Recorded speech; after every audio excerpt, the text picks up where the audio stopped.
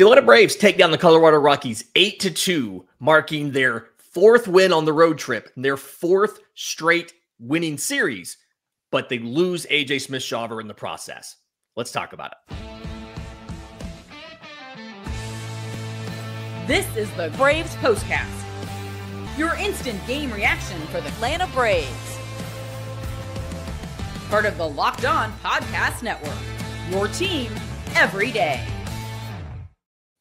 Yes, welcome on into the Braves Postcast, part of Locked On Sports Atlanta, where we cover your Atlanta sports teams each and every day.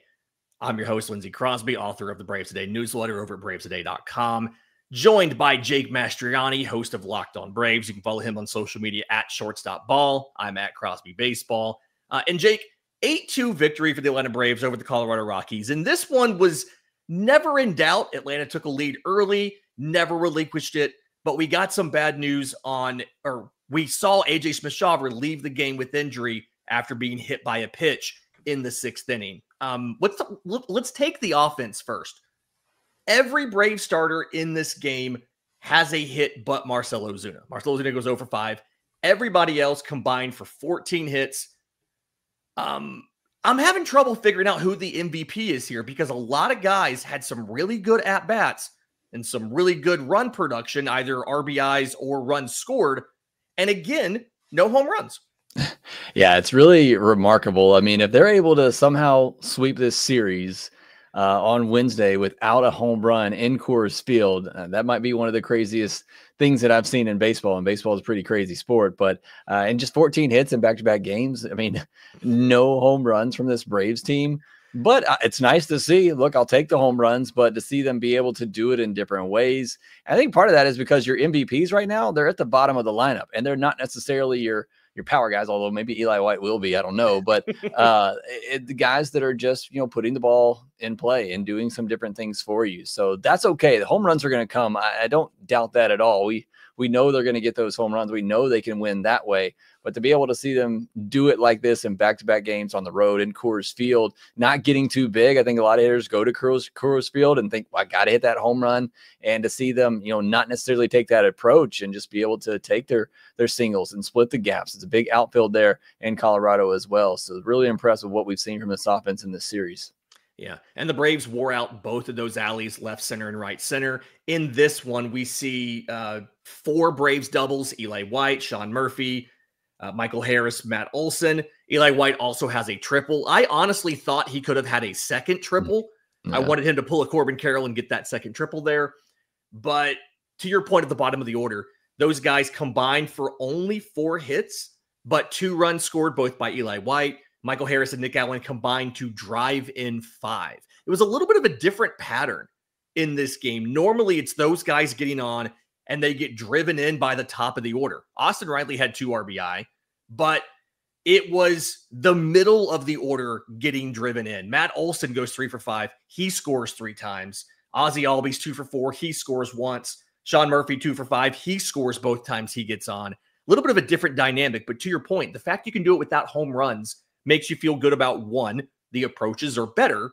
And then when those home runs start to come, it raises the ceiling of this team. And you did all of this in a night where Marcell Ozuna, who's been your offensive MVP now for a year and a half, went 0 for 5. Yeah, it's impressive, and it shows the length of the lineup. We were kind of chatting before, pressing that record button, that's what you got to have, because there's going to be times, Austin Riley's had a pretty rough road trip. He got some big hits tonight that I thought, they were late kind of tack-on runs. The game was kind of already out of reach, but those were big moments for Austin Riley to be able to stay back on those baseballs, drove one the other way for a couple of RBI hits. That's big for him, but it's been a struggling road trip for him, Ozuna, but to see everybody else in the lineup kind of pick things up to be able to keep the offense going, that's what you got to have. It can't just be dependent on 1 or 2 guys at the top. It's got to be the full 9 being able to get it done, and other guys step up in certain spots. Look, Eli White's hot right now. I don't know if it's sustainable or believable, but you ride it out. I mean, he is the hot guy, and that's what you got to have. You got to have guys up and down the order. We talked about Ozzie, how he's been struggling a lot lately, but at some point, Ozzie is going to carry you for a week or 2. So it's just having those guys up and down the lineup that can do those things for you, can get hot for a stretch and help this offense, because not everybody can be clicking at the same time. Yeah. And to your point of Ozzy, he came into this game. I had the stat here during the game. He came into this game with a 14% pop-up rate. And we saw the first at-bat. He jumps on a sinker that's elevated in the zone, pops it up. But after that, I feel like Ozzy, he didn't completely fix everything, but he rebounded a little bit. He had back-to-back singles. The second one was laced at like 96 miles an hour. It was more competitive at-bats. And yes, it is the Rockies. We have to acknowledge that this pitching staff is not to the same level that everybody else is. This is one of the worst teams in baseball, but it felt like up and down the lineup. And you mentioned it, I think, really well earlier.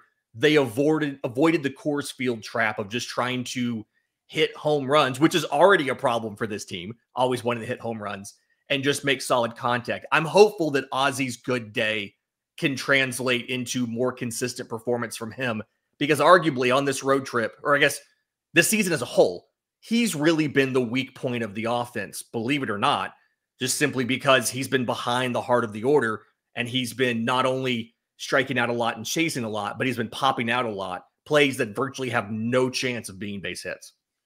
Yeah, I'm going to do a deep dive on Ozzy on Wednesday night's podcast, so a little tease there for Locked On Braves. But Snick continues to put him in that fifth hole. I know we've talked about it. It just can't be there right now. It's not a good place for him. I don't want to mess with Michael either, because he is playing fantastically in that seventh spot. Don't break up that bottom three of the order. Yeah, but don't have him. He has about 6. It's the only option you have. But Murphy or Baldwin, in my mind, need to be in that fifth spot behind those guys at the top. They've been swinging a good bat. Even Murphy tonight, a guy who you know is going to swing for the fences. He had a ball that was outside, and he stayed back on it long enough. Still pulled it, because that's what he's going to do. He pulls everything, but he's strong enough. He's able to pull it down the left field line for a base hit. You know Baldwin's going to give you at least a good at bat. So I think those guys need to be batting fifth right now. Put Ozzy down 6th until he can get going. Yeah, it just overall good day for the offense. You feel really good about this. And if anybody's going to go hitless, if it's Marcell Ozuna, fine. He's going to be fine. I'm not worried about Marcell Ozuna. In just a minute, I want to talk about the pitching staff, though, because we did AJ Smith-Shawver leaves this game with injury. We'll do that next right here on the Braves Postcast. But first, today's episode is brought to you by our friends at Wonderful Pistachios. If you're looking for a snack that's both delicious and nutritious, check into a good source of protein with Wonderful Pistachios. It's one of the highest protein nuts. Wonderful Pistachios, 1 ounce servings here, 6 grams of protein. It's over 10% of your daily recommended value. Plus, they're packed with fiber and better for you unsaturated fats to help you keep feeling fuller for longer. Anybody who knows me knows I'm a big seed guy, right? I'm eating nuts and seeds all the time. I'm a big fan of the no-seed pistachios, or the no-shell pistachios. You can just grab a bag and munch. You don't have to worry about making a mess. Super easy to eat. So get snacking and get cracking with the snack that packs a protein punch. Visit wonderfulpistachios.com to learn more. Okay, Jake, I was really impressed with AJ Smith-Shawver's results. I thought the process to get there, giving up a lot of hard hit balls, but ultimately in the game, when he leaves the game in the 6th inning, 5 1/3 innings, 4 hits, he had allowed 1 run.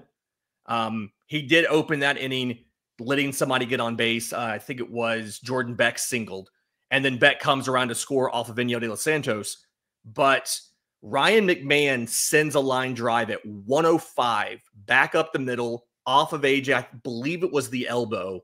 He makes the play, just pure adrenaline, then has to come out of the game. Before we get into the long-term ramifications of that, what did you see from AJ in this one? Because I thought the stuff looked good. He was having some altitude issues like everybody does, but he did give up plenty of hard hit balls at the same time. Yeah, I was going to say, I might hesitate a little bit on calling this one just that great AJ Smith-Shawver outing. Results-wise, yes. Efficiency-wise, yes. That was probably what I loved the most about this outing from AJ Smith-Shawver, was just the efficiency and the ability to be in the strike zone. And you see, his stuff's good enough. He can be in the strike zone and still get results. But it was 8 hard hit balls, all of them in the air, a couple of lineouts. You did have the 1 home run, a splitter that came into the lefty Tolia, who just absolutely destroyed that one, 414 feet. A couple of lineouts, like I said, some flyouts that hitters just missed. And that's been really the trouble with AJ Smith-Shawver at the big league level, especially is giving up the home runs. So that worries me, a little bit. And if you can be a fly ball pitcher for sure, but that does worry me. It is going to obviously tend to lead to some more home runs. But what you can't do is you can't have those home runs come after walks. And that's kind of been the problem with AJ Smith-Shawver is he hasn't had the control. So he's walking batters, then he leaves one up in the zone and he gives up the home run with a runner on base. And that wasn't the case in this one because he did a good job throwing strikes. That splitter, I don't know what to think about it in this one. And CJ talked a lot about it on the broadcast. Just the movement on it was all over the place. It's hard to tell what was intentional, what was real, what was accidental with that splitter. A lot of them left right over the middle, which works fine if you're, I don't think it's, again, what you're intending to do, but it actually works if you're able to locate the four-seam fastball up, because then that does give like some sort of tunneling effect. But I just don't think throwing splitters right down the middle is necessarily the strategy that you always want to go to. You want that diving down below the zone. So again, best thing that I saw from AJ in this one is just the ability to throw strikes and be in the zone and be efficient and still get outs with his stuff in the zone, because it is good stuff. Yeah, the four-seam fastball, 77% in the zone. Bad news is 16 swings, only 2 whiffs on the four-seam fastball. They fouled 4 off. They put 10 into play. And that's where not all, but a lot of those hard hit balls came from. The splitter gave up a couple as well. I do think with the splitter, you saw like going off of StatCast, he lost a couple inches of drop on it today. I think some of that may have been the altitude. And to your point, CJ talked a lot about that on the broadcast. It's just hard to pitch in Colorado. I do think that given that it was Colorado, the results came out okay. But kind of like you said, I do worry about his ability to repeat that against a better lineup, right? Like he's not going to start against the Dodgers this weekend. But if you play somebody that doesn't have literally the worst start in baseball history in the Colorado Rockies, can you get that same level of success? But the fundamentals, the ability to throw things for a strike, the ability to sequence them well, that was all there. If AJ Smith-Shawver does have to go on the injured list, and at the time of this show being live, we don't actually know yet. They're meeting with Brian Stidker right now.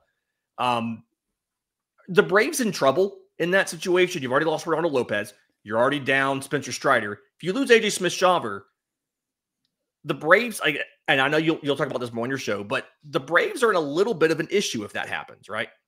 Yeah, I mean, absolutely. This is, again, not to beat a dead horse, but this is the problem with not going out and finding that depth in the offseason is that you lose a pitcher or two, and here you are.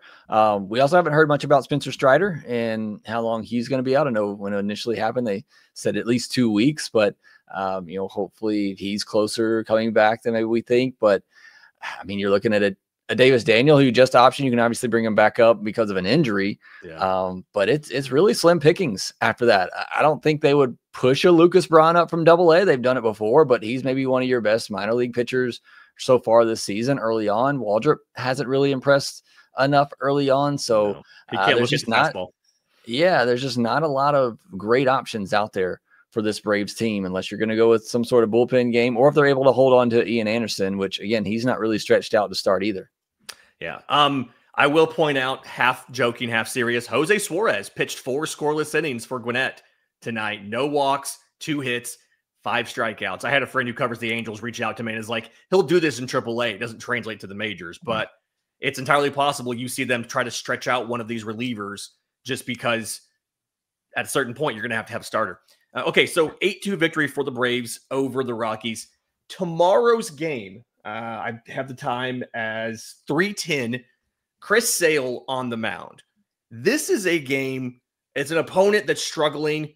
Chris Sale's obviously been struggling, but we talked about the slider looked as good as it was. The fastball velocity was there, but the locations weren't crisp last time. Is this the day where Chris Sale gives us the vintage Chris Sale performance and the Braves sweep this series?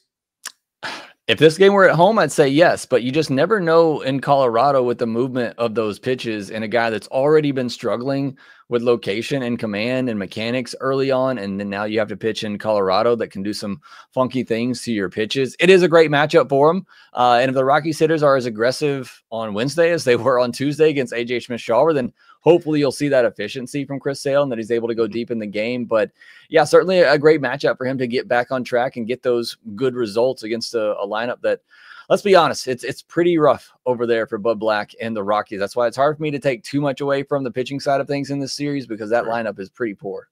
Yeah.